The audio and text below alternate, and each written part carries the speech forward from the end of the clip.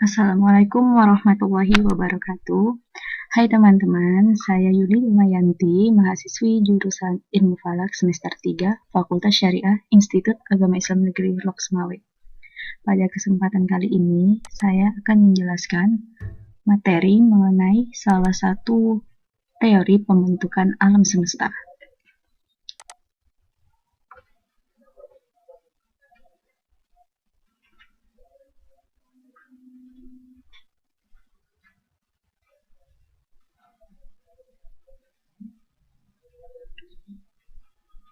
Nah, salah satu teori dalam pembentukan alam semesta adalah teori Big Bang. Teori Big Bang ini memiliki nama lain, yaitu teori ledakan hebat atau teori dentuman besar, yang mana dikemukakan oleh seorang biarawan sekaligus kosmolog asal Belgia bernama Georges Lemaitre. Dalam perkembangannya, teori ini didukung oleh ilmuwan lain, diantaranya Festo Slipher, yang mengukur pada geseran Doppler nebula spiral atau yang dikenal dengan galaksi spiral. Terus selanjutnya ada Alexander Friedman, seorang kosmolog dan matematikawan Rusia yang mencetuskan persamaan Friedman. Lalu ada Edwin Hubble yang melanjutkan pengukuran akan jarak nebula spiral terdekat.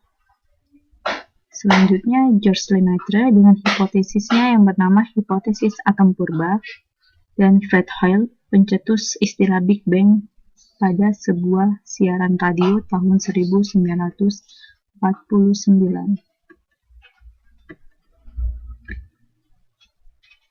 Satu tahun sebelumnya, yakni pada tahun 1948, Georges Gamow muncul dengan gagasan lain tentang Big Bang. Ia mengatakan bahwa setelah pembentukan alam semesta melalui ledakan raksasa, sisa radiasi yang ditinggalkan oleh ledakan ini haruslah ada dan tersebar merata di alam semesta. Hingga pada tahun 1965, dua peneliti bernama Arnold Penzias dan Robert Wilson menemukan sisa radiasi tersebut yang disebut dengan radiasi latar kosmis. Tidak terlihat memancar dari satu sumber tertentu, akan tetapi meliputi seluruh ruang angkasa. Secara prosedural, alam semesta dengan temperatur dan tekanan besar secara cepat mengembang dan mendingin, terus memanas hingga akhirnya menimbulkan dentuman keras atau Big Bang. Tahapan Big Bang.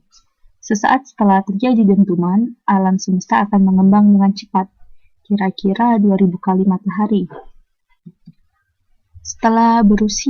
Sebelum berusia 1 detik, semua partikel hadir dalam keseimbangan.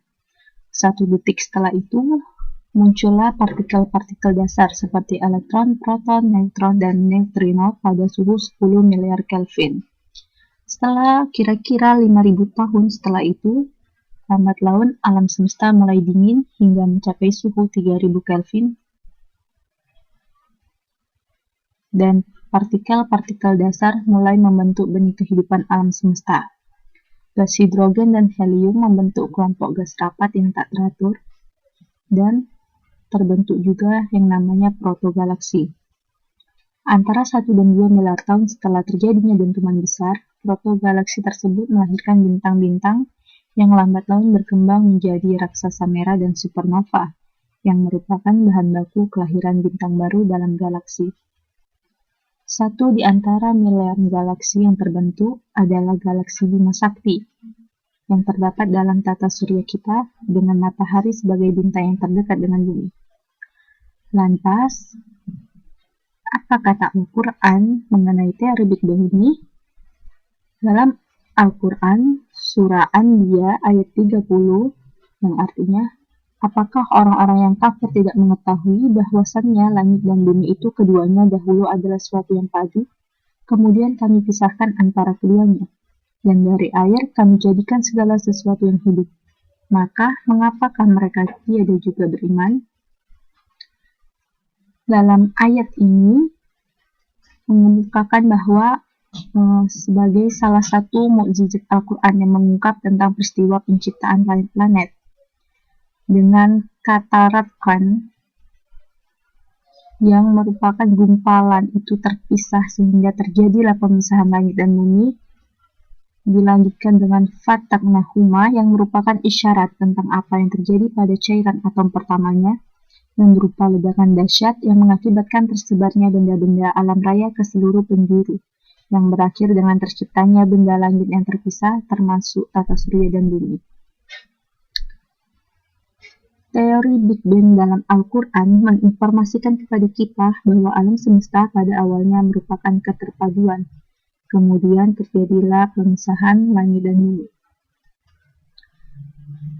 Sehingga dapat kita simpulkan bahwa kebenaran Al-Quran akan terbukti sampai kapanpun, entah melalui arti dalam Al-Quran itu sendiri atau dibuktikan dengan sains dan ilmiah.